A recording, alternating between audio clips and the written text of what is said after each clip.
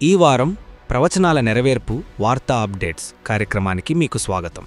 బైబిల్లో చెప్పబడిన ప్రవచనాలు ఒక్కొక్కటిగా మన కళ్ల ముందే నెరవేరుతున్నాయి. మనం ప్రతిరోజు చూస్తున్న వార్తలు మామూలు వార్తలు కావు. ఒకవైపు ప్రపంచ రాజకీయాల్లో అనూహ్యమైన మార్పులు, మరోవైపు యేసుక్రీస్తు చెప్పిన యుగాంతపు సూచనలు ఒకేసారి కళ్ల ముందు కదులుతున్నాయి. ఈ వారం ప్రపంచంలో ఏం జరిగిందో, దేవుని వాక్యం దాని గురించి ఏం చెబుతోందో ఇప్పుడు వివరంగా చూద్దాం రండి. ఈరోజు వార్తల్లో వస్తున్న 2-3 ముఖ్యమైన అంశాలను బైబిల్ కోణంలో మనం చూడబోతున్నాం. ఇవి వింటున్నప్పుడు ఒక క్రైస్తవుడిగా మీరు భయపడాల్సిన అవసరం లేదు, కానీ ఖచ్చితంగా సిద్ధపడాల్సిన సమయం ఆసన్నమైంది. మొదటిగా మనం మధ్యప్రాచ్యం, మిడిల్ ఈస్ట్ వైపు చూద్దాం. ఇజ్రాయెల్, ఇరాన్ మధ్య జరుగుతున్న యుద్ధం ఇప్పుడు ఒక కొత్త డైమెన్షన్లోకి వెళ్ళిపోయింది. మీకు తెలుసా, ఇరాన్ మరియు ఒమన్ దేశాలు కలిసి ఇప్పుడు ఒక కొత్త రహస్య ఒప్పందం చేసుకున్నాయి. సముద్ర మార్గంలో తమ వ్యాపారాన్ని కాపాడుకోవడానికి ఒక సేఫెస్ట్ రూట్ను ఏర్పాటు చేసుకున్నాయి.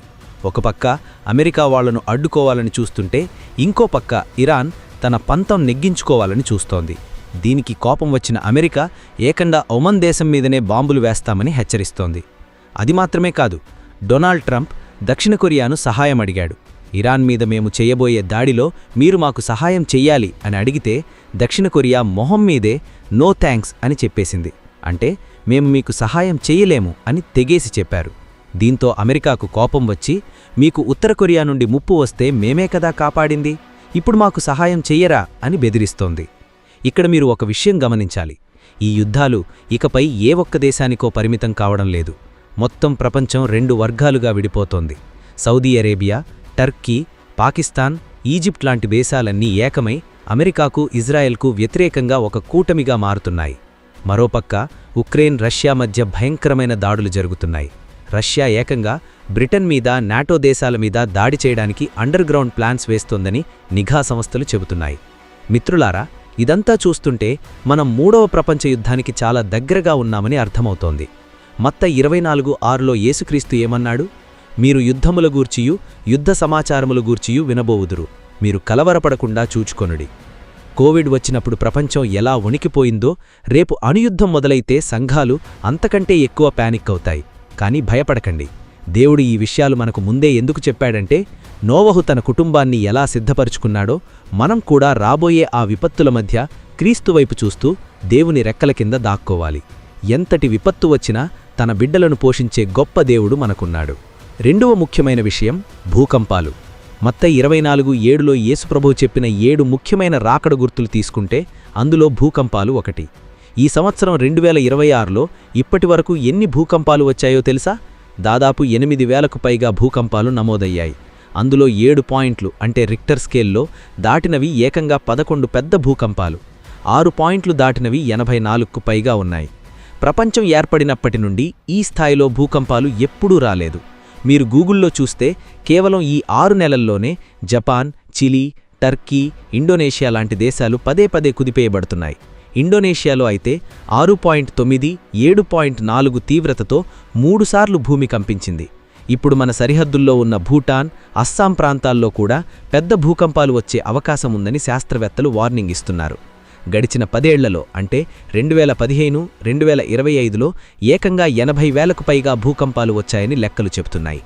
ఎజేకియేలు 38 అధ్యాయంలో చెప్పినట్లు ఇజ్రాయెల్ దేశంలో కూడా ఒక మహాభూకంపం రాబోతోంది. ఇవన్నీ దేనికి సంకేతాలు? మన యేసురాజు రాకడ అతి సమీపంలో ఉంది అనడానికి ఇవి తిరుగులేని రుజువులు. ఈ భూకంపాల మధ్య, ప్రకృతి విపత్తుల మధ్య నిత్యం దేవునివైపు చూసే బిడ్డలను కాపాడడానికి ఆయన సర్వశక్తిమంతుడు. చివరిగా నేనొక చాలా సున్నితమైన కానీ అతి ముఖ్యమైన విషయాన్ని మీతో పంచుకోవాలనుకుంటున్నాను. ఈ మధ్య ఒక మ్యాగజైన్లో ఒక ఆర్టికల్ చదివాను. ఈ రోజుల్లో ఎక్కడ చూసినా సీసీ కెమెరాలు పెట్టారు, చట్టాలు చాలా కఠినం చేశారు. కానీ నేరాలు తగ్గాయా? లేదు, నేరాలు ఇంకా ఎక్కువైపోతున్నాయి. సీసీ కెమెరాలు పెరిగే కొద్దీ పాపం కూడా పెరిగిపోతోంది. ఎందుకిలా జరుగుతోంది? సైకాలజిస్టులు ఒక రీసెర్చ్ చేసి ఏం తేల్చారంటే, మనిషికి తన దైనందిన జీవితంలో క్రమశిక్షణ కరువైంది. సరిగ్గా నిద్రపోవడం, సరిగ్గా తినడం, ఒక క్రమమైన పద్ధతిలో పనిచేసుకోవడం, భార్యాబిడ్డలతో ఒక నైతికమైన, పవిత్రమైన జీవితం గడపడం, పర్సనల్ ఎథిక్స్ ఎప్పుడైతే దెబ్బతిందో మనిషి విపరీతమైన స్ట్రెస్కు లోనై భయంకరమైన నేరాలకు పాల్పడుతున్నాడు. కానీ ఈ రోజుల్లో ప్రపంచం మైండ్ సెట్ ఎలా మారిపోయిందో తెలుసా? ఒక వ్యక్తి ఎలా బ్రతికినా పర్వాలేదు, అతని క్యారెక్టర్ ఎలా ఉన్నా పర్వాలేదు, అతను మనకు ఉపయోగపడుతున్నాడా లేదా అని మాత్రమే చూస్తున్నారు. ఒక ఆటగాడు బాగా ఆడుతున్నాడా, వాడి పర్సనల్ లైఫ్ ఎంత భ్రష్టు పట్టినా ఎవరికీ అనవసరం. ఈ భయంకరమైన రోగం ప్రపంచం నుండి మెల్లగా చర్చిలోకి కూడా వచ్చేసింది. ఒకప్పుడు నోవహు దినాల్లో భూమి బలాత్కారముతోనూ చెడుతనంతోనూ నిండిపోయెను అని బైబిల్ చెబుతోంది.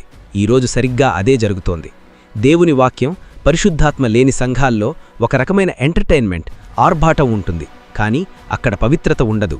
12 మంది శిష్యులుంటే అందులో ఒక్క యూదా ఉండాలి, కానీ పరిశుద్ధత లేని చోట 11 మంది యూదాలే ఉంటారు. మిత్రులారా, వ్యక్తిగత పవిత్రత లేకుండా ఎవరూ ప్రభువుని చూడలేరు. చట్టాలు మనిషిని మార్చలేవు, సీసీ కెమెరాలు పాపాన్ని ఆపలేవు. మనిషిని మార్చగలిగేది కేవలం దేవుని వాక్యం, పరిశుద్ధాత్మ మాత్రమే. ఆ పరిశుద్ధాత్మ దేవుడే మనిషిని పాపము గురించియూ, నీటి గురించియూ, తీర్పు గురించియూ గద్దించి ఒప్పిస్తాడు.